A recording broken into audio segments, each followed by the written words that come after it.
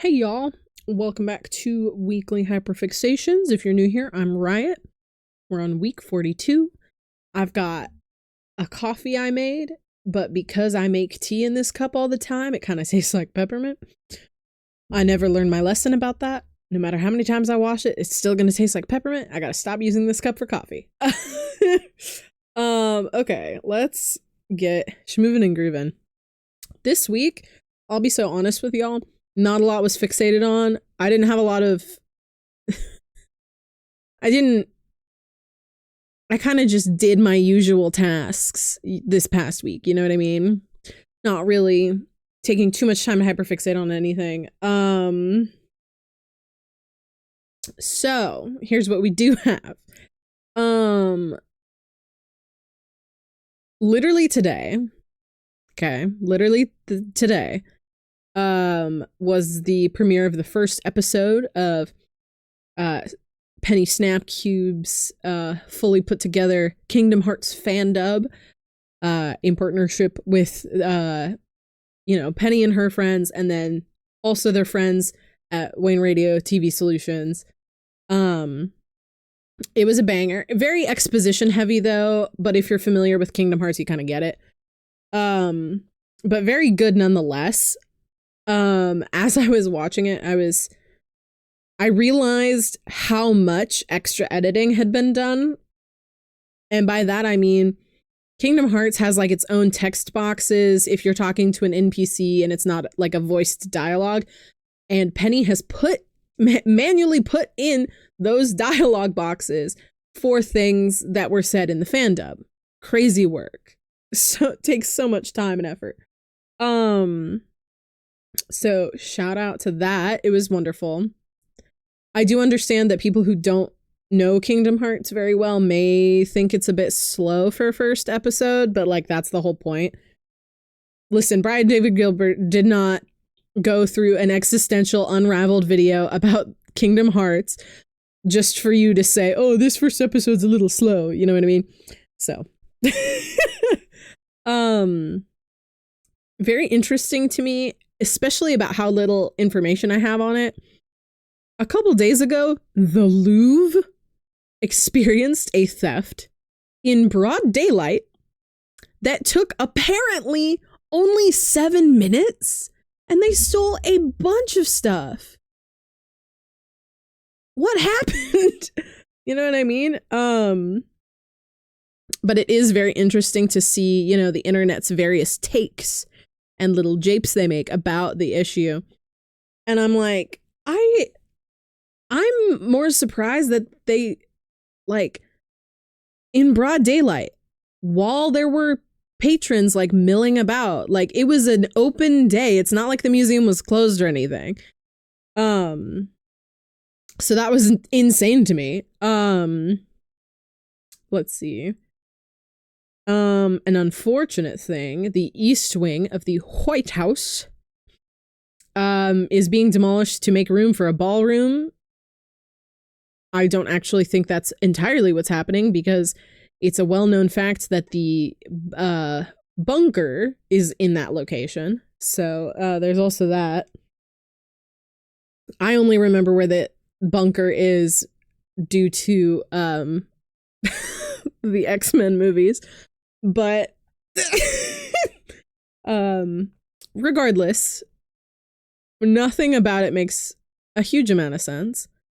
An update on the Spotify boycott.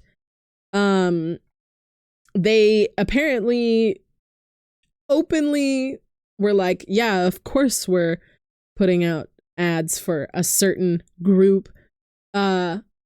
Of course we're doing that. And then on top of that, of course, there's things like they don't pay their artists nearly anything, things like that. So if you still weren't boycotting, wake up and smell the roses, please. Thank you. Oh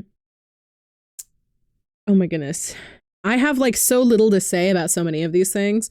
So I'm hoping that my like hyperfixation rambling will come out where it needs to, because I do still want to give you all a consistent, a semi-consistent episode length. So, oh my goodness. Within the past like couple of weeks, due to, sorry, this octopus clip just like annihilated some of my hair. Ow. Oh, okay. Sorry about that. There's been a lot of 2016 vibes recently, and that was like my time. Girly pops, like that was my time. The most memories I have that were positive were from that year. Also the most negative memories I had, but if anything, that makes the good ones more memorable. Things I have revisited in the past, 2 weeks. Obviously, we talked about it last week, but Dan and Phil officially coming out because they felt safe enough to do so. So thinking about 2016, Dan and Phil. And then thinking about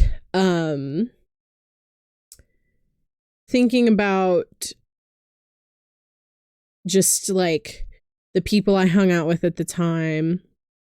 And then further thinking about Panic at the Disco. Though I will say, not necessarily the Death of a Bachelor album, but I did not become a Panic fan until like 2015 and 2016 when I was like fully immersed in it, because I had just become a fan the year before and then they came out with a new album. And by they, I mean Brendan. But in particular, I've been revisiting my favorite album, which is Vices and Virtues. Thank you very much. That and Pretty Odd, I think, are my favorites.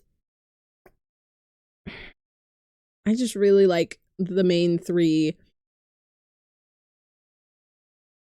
I do like their albums past that point, past the point of I Write Sins Not Tragedies, basically.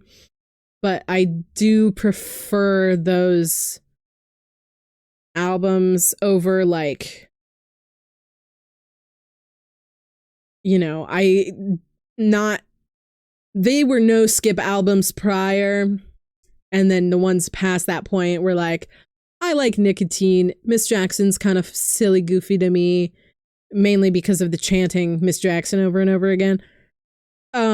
Because at the time I was like 15, listening to that. Like, I like Nicotine. I like This Is Gospel is a very specific time period for me.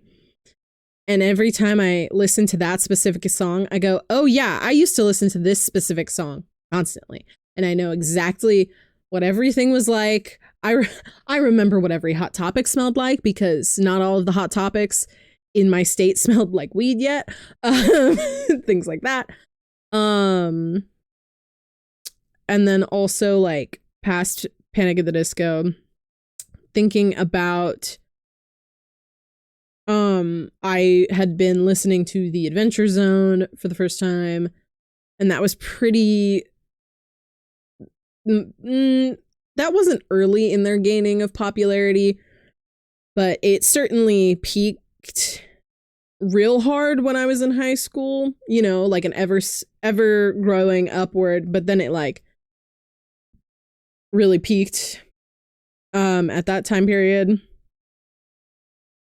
Just all of it was a very Tumblr focused year as well. Every time I go on Straw Page, I think about both MySpace and Tumblr, even though I still use Tumblr, but I think about both of them. It's an interesting experience to be hit with a wave of nostalgia that hard. And I know that a lot of that good nostalgia originated in the 2008 crisis. So it's not a good sign that we're revisiting that, but I do like revisiting that.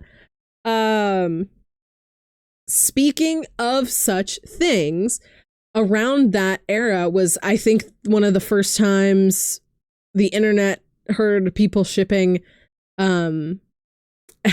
Elsa from Frozen with Jack Frost of Rise of the Guardians.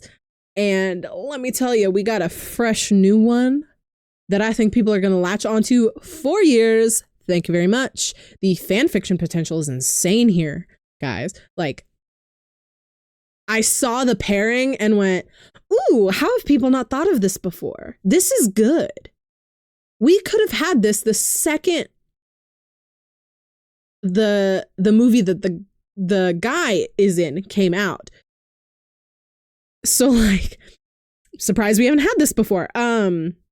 The hottest new crossover ship that has hit Tumblr is Regina George and Roderick Heffley.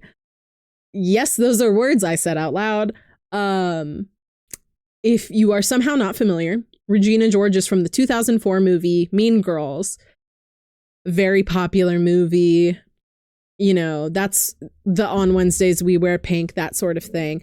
And I can't remember when the first Diary of a Wimpy Kid movie came out. Diary of a Wimpy Kid movie, please. 2010. Oh my God, we could have had this ship 15 years ago. Are you kidding me? Dog, missed opportunity. I'm glad we have it now, though.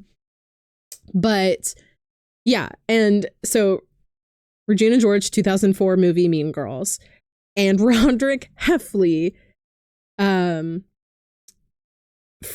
2010 movie adaptation of the book Diary of a Wimpy Kid.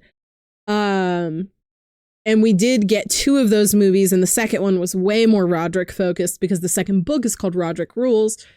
I did used to read all of them. The last one I read was the like snowed in one, I think. I don't remember.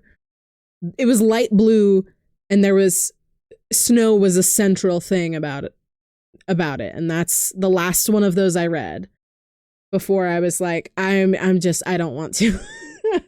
And I think someone else might have given, like, I think one of my family members gave me that last one, and I don't even think I read it because I don't remember reading it. I read all the other, the ones before that, but I don't think I read that one.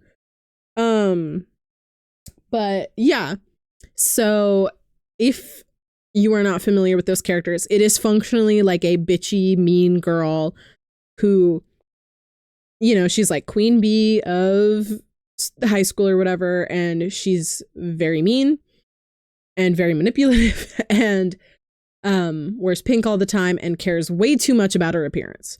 And Roderick Heffley is punk band loser guy. In fact, a more recent meme that features him is the it's more of a TikTok audio and not just a straight up picture meme, though I have seen it displayed that way. But it's the like, does he know about the DORE? The what? The door. That would be him. So as you can see, not a lot of brain cells. I absolutely love this ship because it's got the nostalgia vibes of a lot of, and I think it was more of a nostalgia for like Disney Channel, I think. But a lot of times they would have, you know, a pretty main girl and her love interest would be like an absolute loser, or a dork, or like a nerd or something like that. Because the idea was that it was a sort of play on opposites attract, though I wouldn't consider those opposites, but you know what I mean. Very excited to see that entering the sphere. I haven't seen any of the edits. I've just seen videos about people talking about that's all they see on their feed. I will go to Tumblr for my information on this though, because I know they will have my back. Oh my God, excuse me. Let me see here. My neck still won't crack. Nope, nothing. Okay. Anyway, but I saw that ship. I think it's a lovely idea, especially since you know, there was some fandom discourse within this past year of people arguing about shipping characters that weren't ever on screen together, even though they were from the same thing. And people were like, you could not feasibly handle Elsa and Jack. And I'm glad that we've full circled to actually we're doing it again. You know, and it's a little better of a crossover ship than Elsa and Jack, in my opinion, because with Elsa and Jack, the similarity was ice, and that was the like ice powers, and that was it.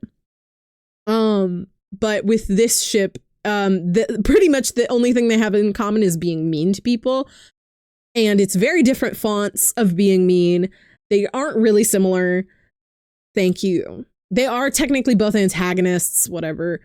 That feels minute, because if you put them in a high school together, they are not people you could feasibly imagine talking to each other. And people do really love punk rock dude and pretty in pink girl as a duo. It does feel to me like a Tumblr situation where, and this is a newer phrase, but are they enemies or are they lovers? And you look at them and you go, worse. That's what this feels like. It feels doomed. But I like it. It's a good idea. It's giving nostalgia. This is a little side tangent. Apparently it was revealed literally like this past week in that the Batman Beyond from Justice League Unlimited is Tim Drake, not Brucey. That was a bit of a shock for people. On a couple levels. That also changes the continuity of, like, there's other comics where it is that same Batman, and now we know that it's Tim Drake because it was never addressed before. It's shaken up the fandom a little, if you will. That's my little side note. I included that because my brother seemed very shocked by this. And I do very much like Batman Beyond as a design, so I wanted to include it. Next up, along with revisiting Panic at the Disco, I never super liked a huge amount of their music before. And then all of a sudden I was like, I'm going to listen to the like 3 songs I know.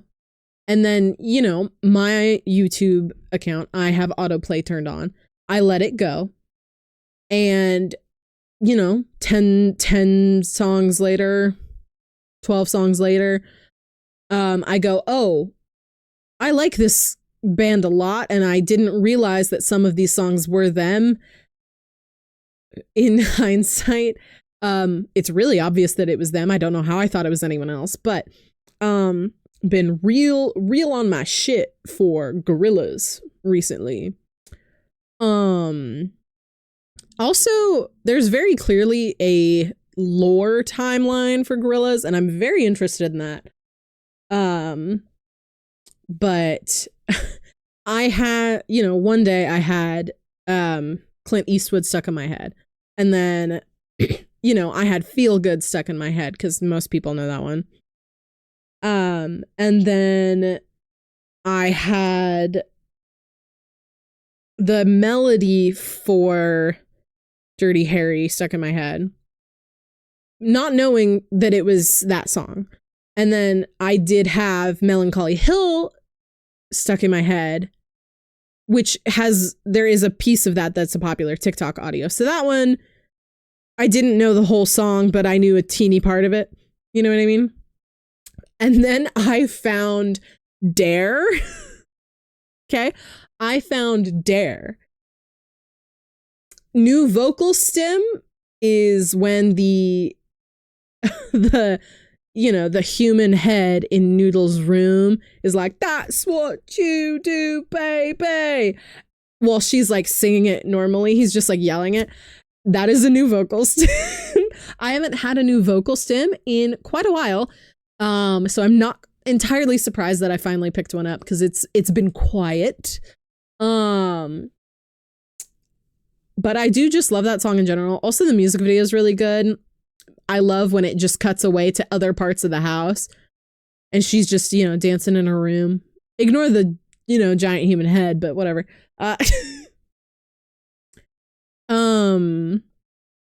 And yeah, I didn't realize how many songs by the Gorillaz I liked. Thank you very much. Also, they stand with Palestine, and that's important to me.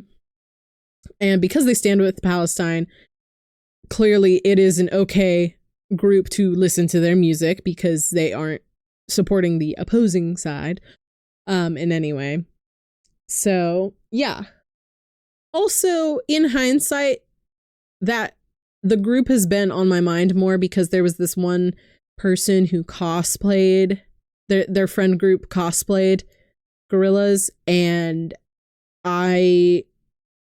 first of all, the way they did 2D was amazing. But also I was like, man, I really love these these weird little freaks that do music. I don't know why I haven't listened to them as much as I feel like I should have. Yeah, but also I understand that my ADHD bounces around so quick. I've just never fixated on them before. So, a welcome change. Okay, y'all. Ooh, actually, I can pause in between. I was about to start ranting about last week's episode of Critical Role. I will still be talking about D&D. However, what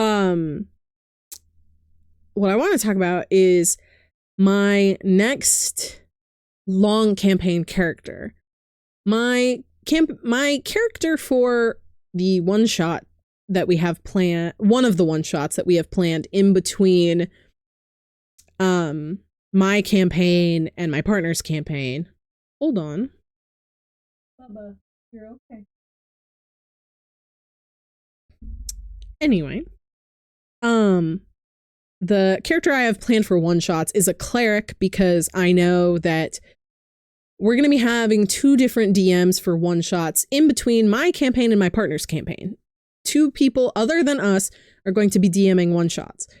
And I know that one shots can get rough because it is intentionally a one and done. You know what I mean? Knowing our group though, it'll be a 2 and done for at least one of those one shots. So, but that character, that's fine. I got some fun stuff going on for her. I'm gonna do a Scottish accent. It'll be a little difficult, but I'm a theater kid and I will persevere through that. My long form D&D character for this next campaign, I'm very excited about. I've made a monk. First of all, Rock Lee fan here. I made a monk, and you know, if you know Rock Lee, you know what monastic tradition I chose. I can speak. I promise. I'm not excited. But I decided that to go off script from what I usually do as a player. Usually, I am, even if I am not playing a support class, I am supporting the other players at the table. I will be doing no such thing.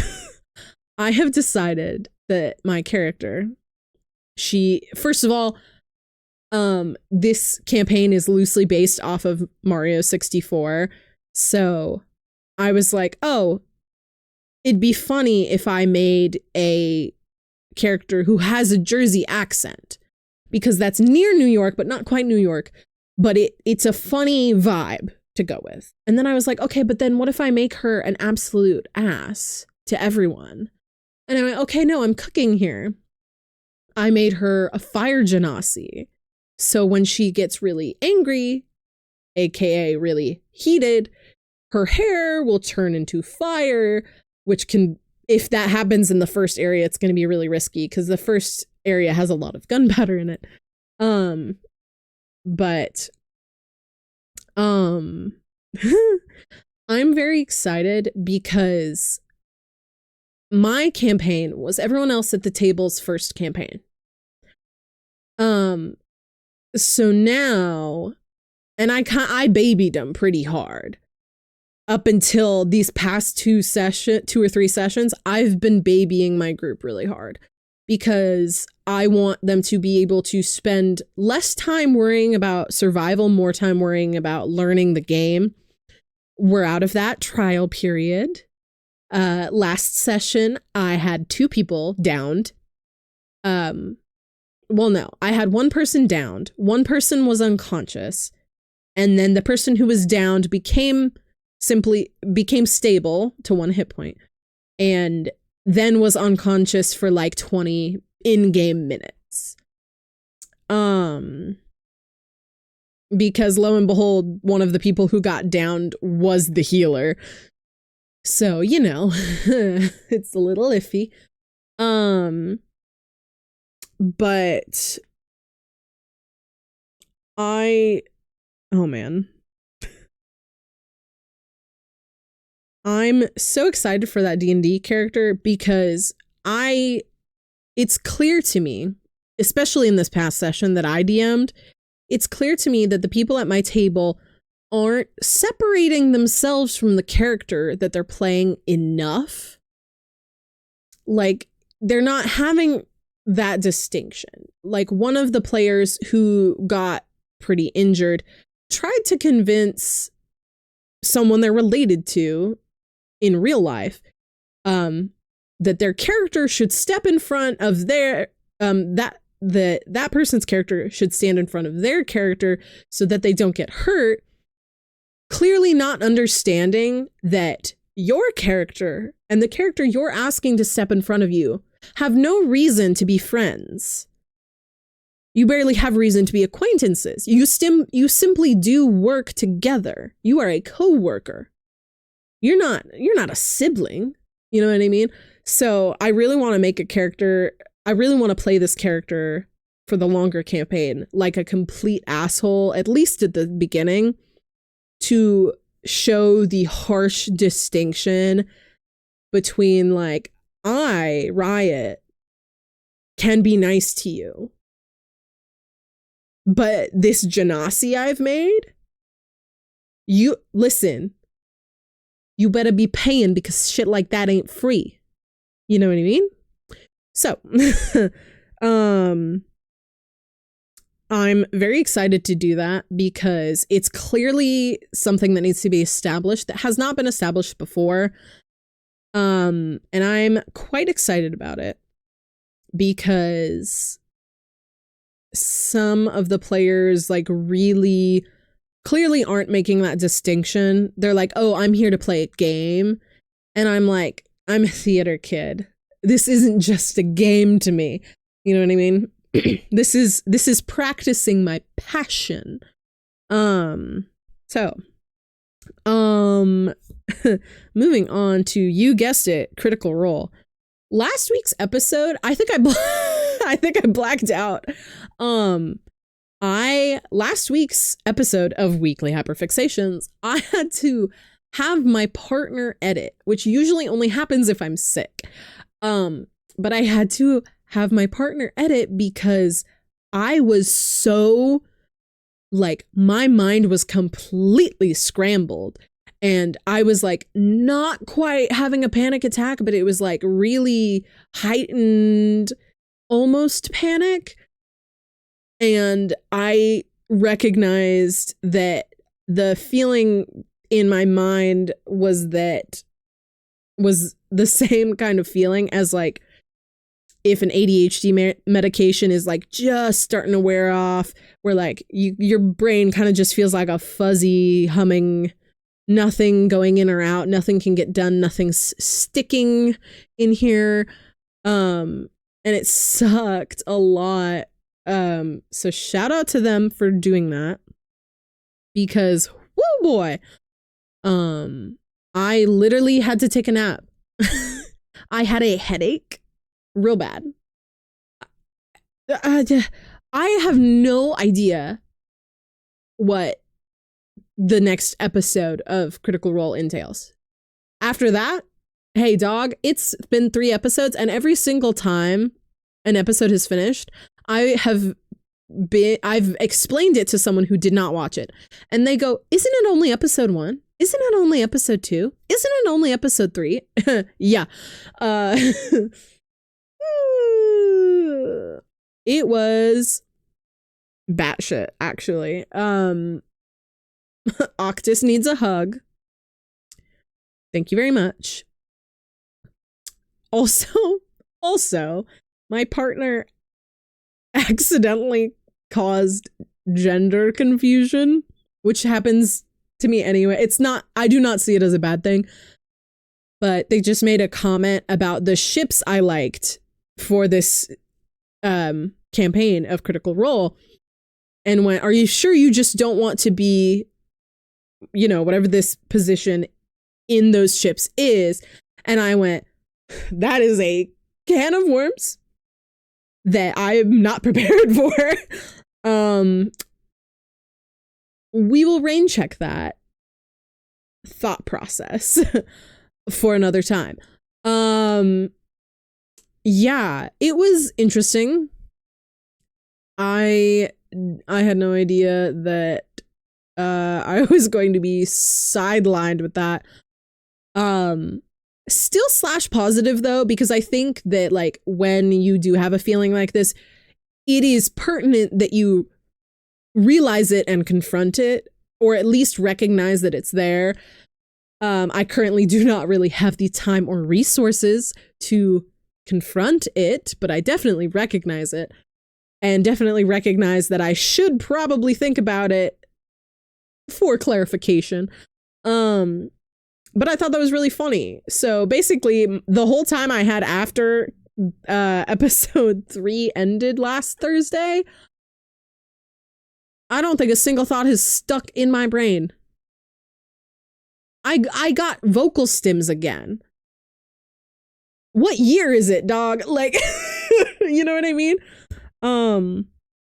Anyway, I should start doing the pyramid. I haven't taken a single sip of my coffee, mainly because it kind of tastes like mint.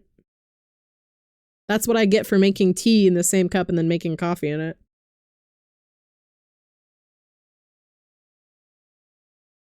I'm so glad that I didn't have to pay for this cup. And I got this cup a couple years back. And I'm sure those who know the significance of the cup understand like where I'm coming from with that. But yeah, I've kind of tainted the cup with peppermint tea, and now everything I put in it tastes like peppermint tea. So okay, I should probably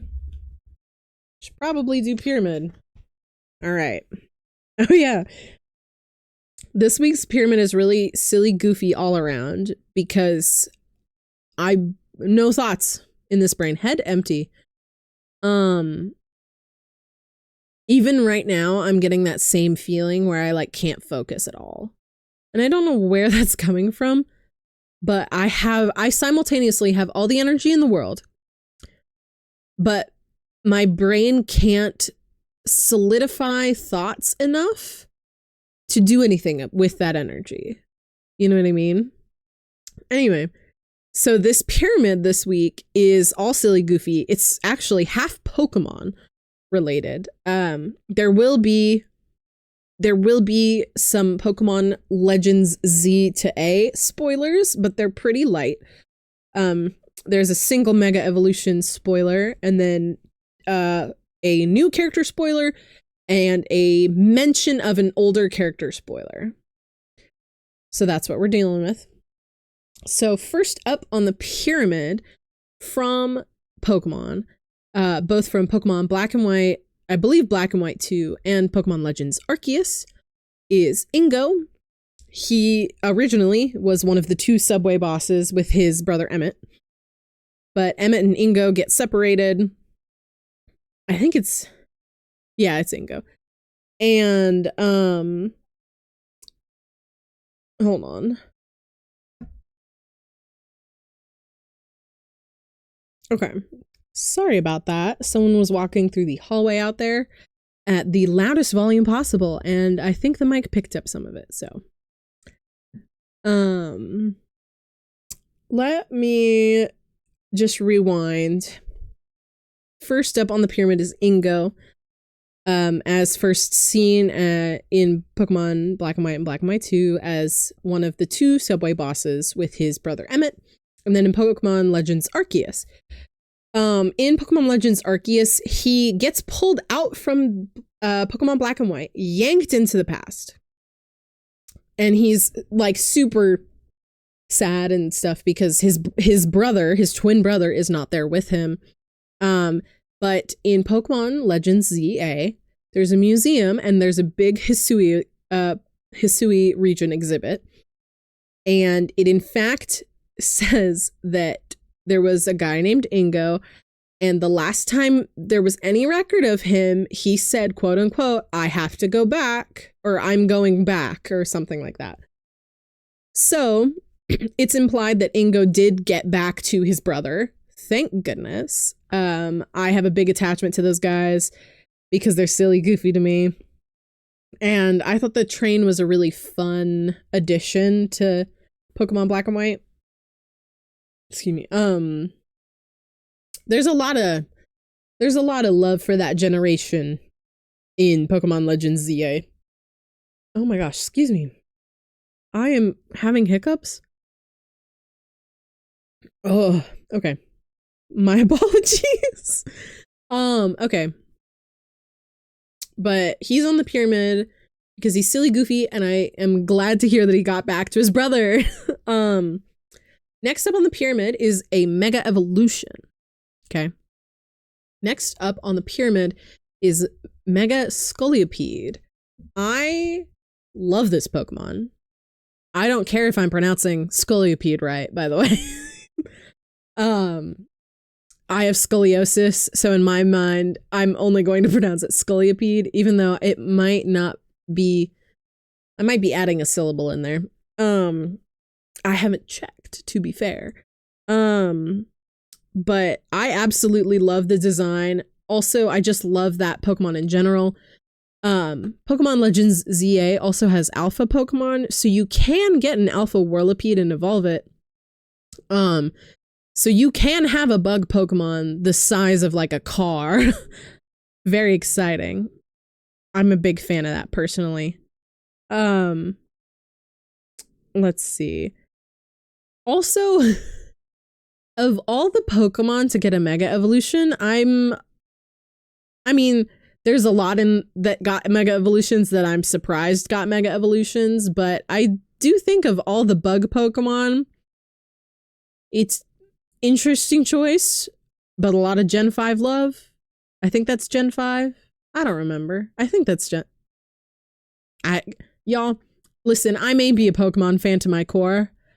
I can name the first 3 generations, and then after that, I'm like lost until 10. Or 9? 9. We're at 9. We're not at 10 yet. Proof. That's just proof. I don't know why it's hard for me to wrap my head around. I think it's because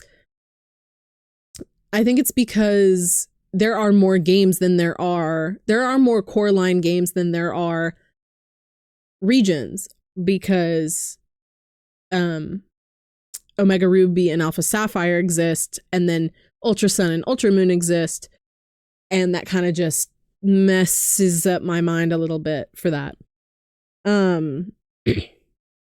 Next up on the pyramid is a new Pokemon trainer, part of the Legends ZA battle rank thing. His name is Ivor, and man, is he dumb as rocks. He's really tall and he's really stupid. His sister is named Gwyn. She is a new trainer, but also both of them have special Pokemon evolutions, or special new Mega Evolutions. But I think it's really funny that that the Pokemon Company keeps pairing, keeps up the dichotomy of a fighting type trainer and a ghost type trainer. Because the previous iteration of this happening was that, you know, in Pokemon Sword, you would fight Gym Leader B. And then, sorry, that's who my dog is named after, even though I had Pokemon Shield, which has Alistair. But they've done another dichotomy of a ghost type trainer and a fighting type trainer that are in some way connected. And this time they're siblings. They're really great. But Ivor is very stupid. His solution to everything is his fists. He somehow gets noise complaints in the loudest city in Pokemon history.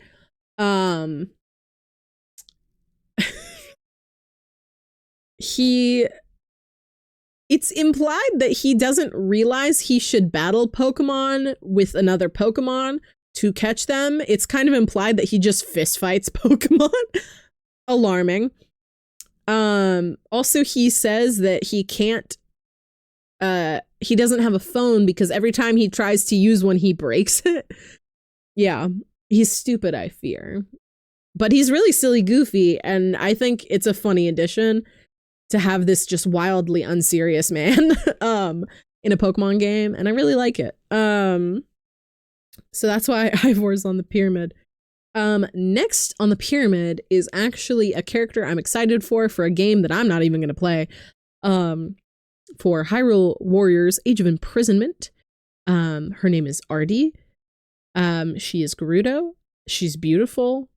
I think this is my favorite Gerudo design I've ever seen, purely because, you know, all of the Gerudo are supposed to be like these warrior women who all seem pretty, for the most part, most of the Gerudo seem like very self-assured, very composed, and they made Artie look distinctly sad, and not like actually sad. Like, she has downturned eyes and her hair is a little more in her face.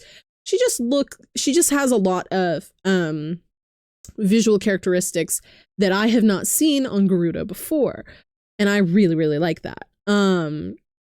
Also, out of all of the designs, you know, there's one for each people group. I definitely like hers the most.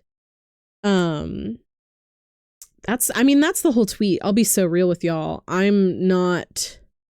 There's other people in this house that are more fresh and up to date with Zelda things, but I just wanted to include her in the pyramid because just seeing her design in juxtaposition to all the other characters, kind of crazy work. So, hold on.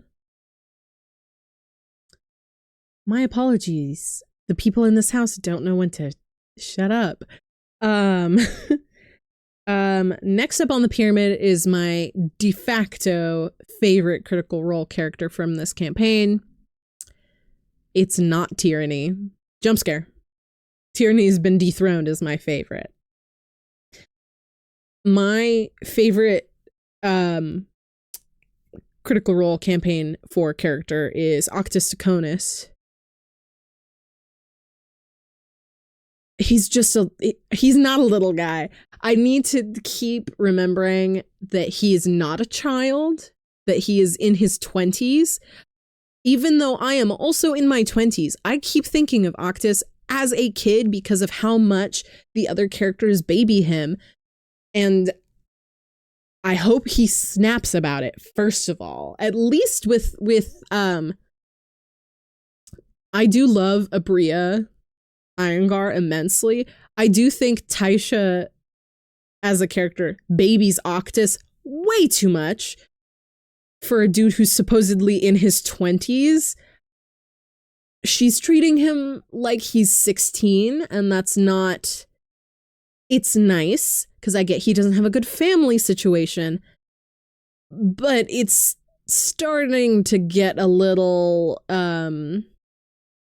helicopter mom. You know what I mean? Which I get why, but I do think there will have to be a moment where Octus is like, I need you to stop treating me like I am a delicate infant, please. I am an adult. Because it's bleeding into the fandom's perception of Octus as well. I've seen people arguing about Octus on Tumblr, and it's like, he's in his 20s. I know literally everyone is making him sound like a kid, but he is not. You need to respect him as such. As someone who vehemently dislikes being called things that I'm not, especially being called like kid.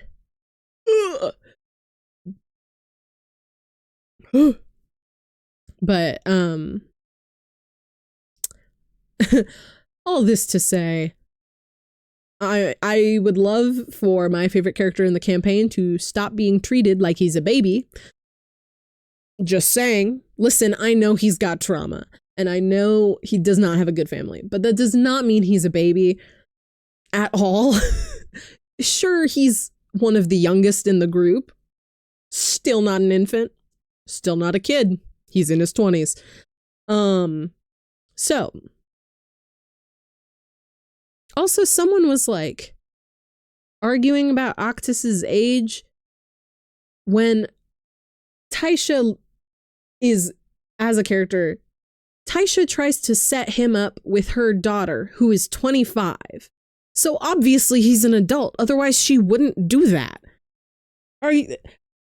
Have some reading comprehension, please. Media literacy, maybe? Anyway.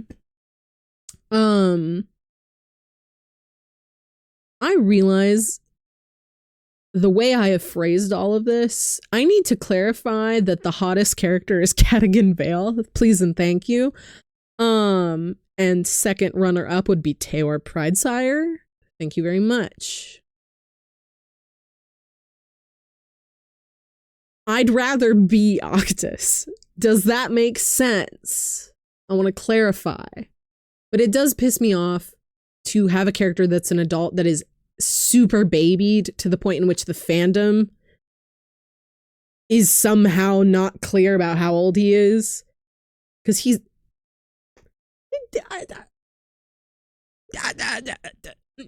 You know what I mean?